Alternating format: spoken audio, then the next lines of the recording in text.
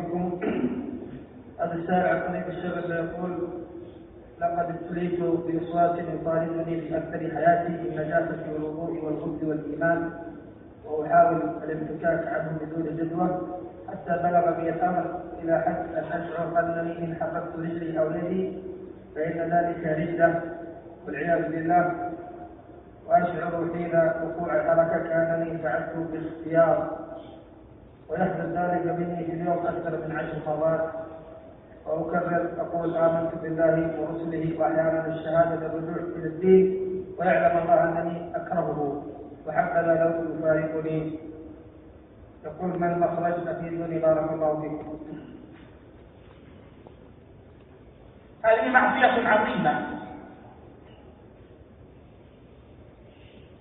أن يصل بك الأمر إلى هذا الحد، لأن الله عز وجل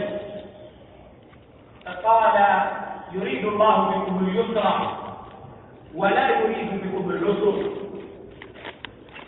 ومن اليقين أن هذا الذي أنت فيه ليس يسرا، بل هو عسر شديد، فأن تعتقد أن الله يريد منك ذلك الذي أنت فيه هذا شر عظيم مستطيل. فأنت يا أخي بين أمرين: بين أن تصدق الشيطان الذي يقول لك هذا من الدين وهذا خوف على دينك، ومراده من ذلك أن يثقل عليك الدين حتى يشغل قلبك عن ربك ويشغلك عن الأعمال الصالحة، وقد يصل الأمر إلى أن تترك عبادة الله بالكلية. وبين أن تصدق الله الذي قال: لا يكلف الله نفسا إلا وسعها، وقال: يريد الله أن يخفف عنكم، وقال: يريد الله بكم اليسر ولا يريد بكم العسر. ولما قال المؤمنون: ربنا لا تؤاخذنا إن نسينا أو أخطأنا، قال سبحانه: نعم، قال: قد فعلت. ولا شك أن الواجب هو أن تؤمن بما في كتاب الله، وأن تسلم نفسك لله عز وجل. وعلاج هذا الأمر سهل جدا، لكنه يحتاج إلى عزيمة المؤمن. وعلاج هذا الوسواس بالإعراض عنه بالكلية، بحيث تقدر أن هذا الوسواس كمجنون يتكلم عندك. فإن العاقل لا يشتغل بالمجنون لا ليقنعه ولا ليردعه، لا يشتغل بالمجنون فيقول له هذا الذي تفعل غلط وما يصلح، فلا يشتغل بالمجنون ليقنعه، ولا يشتغل بالمجنون ليردعه فلا يضربه ولا يزجره، وإنما يهمله بالكلية. فهذا هو علاج الوسواس الذي لا علاج غيره. أن تعتبر الوسواس في نفسك، هذا الذي يتلذذ في نفسك، كمجنون، فلا تشتغل به لا فعلا ولا تركا. يأتيك بالإيمان ويوسوس لك، يقول أنت ابتديت والأمر سهل، قل لا إله إلا الله فإن بك مؤمن. الشيطان قد يأمرك بأن تتشهد من أجل أن يوقعك بحبائله، فأنت بالأول تستسهل الأمر وتقول ما يكلفني شيء، أشهد أن لا إله إلا الله وأن محمدا رسول الله. تقول هذا مرة في المساء ومرة في الصباح، ثم يأتيك الشيطان ليزيدها عليك كل ساعتين، يأتيك ويغمزك يقول انت استثنيت، قل لا اله الا الله حتى تقع في رذيلة الوسواس. فالواجب عليك ان لا تلتفت اليه وان لا ترتب على ذلك شيئا ولا تتشهد ولا غير ذلك، بل تستمر في طريقك، والله ارحم بك من نفسك. اذا جاءك في الوضوء وقال باقي عليك والمسألة سهلة، لا زلت في دورة المياه، توضأ مرة ثانية، ماذا يضرك؟ أحسن من أن تدخل بالصلاة بلا وضوء.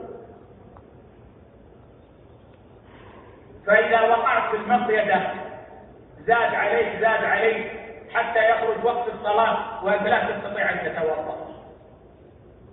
العلاج سهل، توضأ ثلاثا ثم انطلق واخرج، واعلم أن الله أرحم من أن يعذبك بهذا الذي يطلبه الشيطان.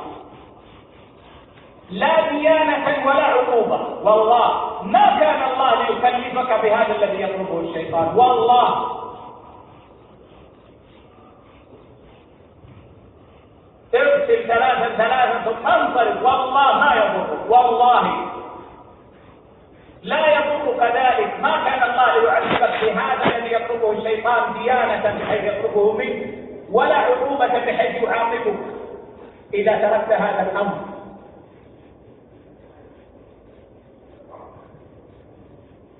وأنا أقول وأنا على يقين أن الموسوس لو فرضنا جدلا كما يقول بعضهم مع أنه لا حقيقة له أن الأمر له حقيقة، أنا على يقين أن الله لن يعذبه بهذا الأمر.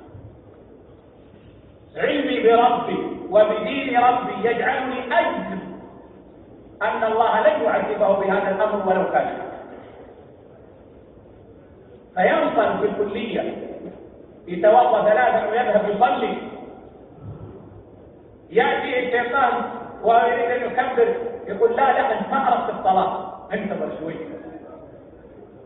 إذا أردت قال لا أنت أردت الرجل الذي بجواري، ما أردت وجه الله. ويجلس يربع، ربما سلم الناس وخرج الوقت وهو ما يستطيع أن يكبر تكبيرة الإحرام. امرأة تسألني تقول منذ أن ارتفعت الشمس بين رمح وأنا واقفة أريد أن أصلي الضحى إلى أن أذن الظهر ما استطعت أن أقول الله أكبر. واقفة قائمة تريد أن تصلي الضحى من أول وقت صلاة الضحى إلى أن خرج وقته وهي واقفة تريد أن تقول الله أكبر ما استطاعت من الوسوسة. لا يمكن أن يكون هذا دينا لله والله. إذا ارفع يديك وقل الله أكبر وانصرف، كمل صلاتك ولا تلتفت للشيطان. وإياك أن تترك الشيء من أجل الوسواس ولو كان سهلا في أمرك، فإن الشيطان سيزيد عليك. تقرأ في القرآن وجاءك الشيطان يلعب بك يوسوس لك في الآيات، لا تغلق المصحف من أجل الوسواس، استمر وقف. إذا انتهيت من قراءتك اترك، لكن أن تترك من أجل الوسواس هذا غلط. استمر، فلا تفعل شيئا من أجل الوسواس ولا تترك شيئا من أجل الوسواس، واعتبره كمجنون. تقول الأمر موجود في نفسي، المهم أنه لن يضرك، وتوكل على الله. وثق أني لن أدخلك الجنة بإدخال نفسي في النار، لأن إبليس خبيث يأتي للموسوسين يقول لك الشيخ رحمك ويقول هذا ولا هو صحيح، وأحيانا يقول الشيخ ما فهمك. والله لن أدخلك الجنة لأدخل النار، لكن هذا دين الله. لو فهمت هذا فهمت تماما أنك ستتخلص من الوسواس بشرط العزيمة والثبات، لأنك الآن في حبال إبليس وتريد أن تخرج، فإبليس سيشدد عليك الهجمة. أول الأمر، أول ما تتخلص من الوسواس ستجد أن الأمر يدخل عليك أكثر من الأول، لأن إبليس ما يريدك أن تخرج من يده، فيشدد عليك الهجمة ويشدد عليك الهجمة. لكن تذكر أن الله أرحم الراحمين، وأن هذا دين الله، واستمر فتجد أن هذا الأمر يزول. يا إخوة، ما منا من أحد إلا ويأتيه إبليس يوسوس له، ما في واحد منا يسلم من وسوسة إبليس، لكن الناس يختلفون في تعاملهم مع وسوسة إبليس. فمن الناس من ينصرف فينصرف عنه إبليس ويبحث عن طريقة أخرى، ومن الناس من يضرب أمام إبليس فيركبه إبليس. الموسوس يا إخوة إذا غلب عليه الوسواس حتى المشروع غير مطلوب منه، الذي يغلب عليه الوسواس في الصلاة ليس مطلوبا منه أن يستعيذ بالله من الشيطان، وليس مطلوبا منه أن ينفذ عن يساره، لا، هذا يكون كل صلاته ينفذ، خلاص يترك هذا بالكلية ويستمر في صلاته. جاءه يوسوس له بامرأته أن طلقتها، هذه الكلمة أن تطلق بها الطلاق، يذهب بها ويضحك معها ومع الأبناء ويقول سلمي لي على أمك. إذا نزلت قال له تريد بقول سلمي لي على أمك لا ترجعي إلي، تريد الطلاق. رجل كان يأتي إليه كثيرا،